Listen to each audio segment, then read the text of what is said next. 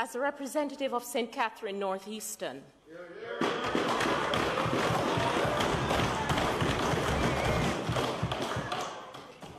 a seat that has many ambitious, hardworking, but struggling small businesses, humble businesses, subsistent businesses, I support any framework that seeks to protect the people.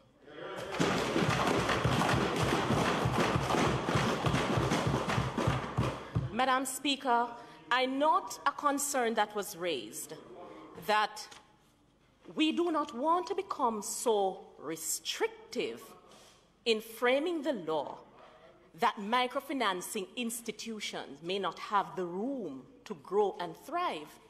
But, Madam Speaker, I put it to this House that what this bill seeks to do is to erase those grievous practices and encourage wholesome business practices.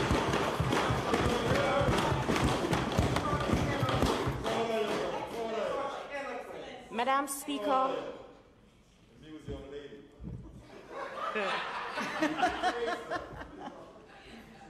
I'm very happy that the member from St. Catherine spoke about some of the expectations of a member of Parliament. It is very rare when we have a constituent who speaks to us about a policy or a legislation. So I've had the experience where a constituent called me and she said, MP, lend me $25,000. And I said, lend you $25,000? What happened? She said, MP, me shop. Them are going to lock down me shop, me might go jail. I said, what happened? And she explained that she got a loan. And she have to go pay it back. And I said, then you took out a loan. You must understand that you have to pay it back. And then she explained to me, MP, me did plan to pay it back. But things got bad and the loan get away from me.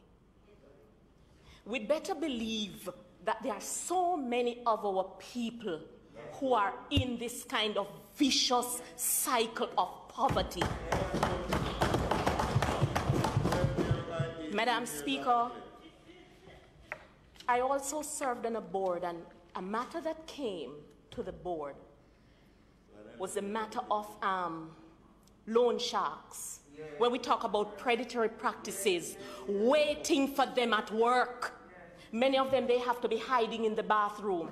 And I also have an unpleasant experience, member, where one morning when I opened my shutter, two men actually jumped in the garage.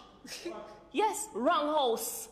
So they said, is this number 25? Of course, I was shaking. I said, no.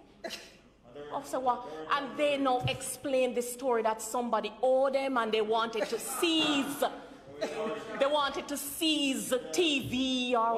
So it was really my first brush with that experience, Madam Speaker. It was scary, and it was then that I had an appreciation of the agony of what many of our Jamaicans go through. Ambitious Jamaicans. Ambitious Jamaicans. And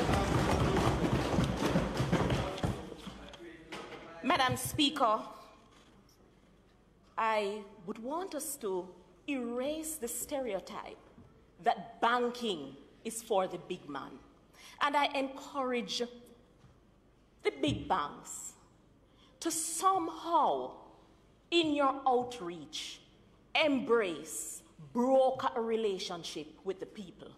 Because sometimes your fees are not necessarily unfriendly, but there's a small man up in northeastern St. Catherine who believes that banking is not for him.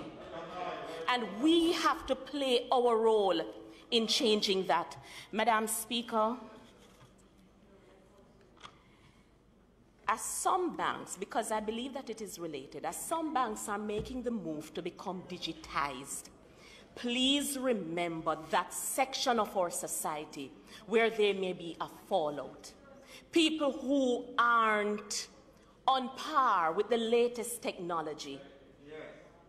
And when they hear that they have to go, they go to their bank now and they can't get maybe the service that they're accustomed to. Remember that there are those out there who may prey on this particular vulnerability.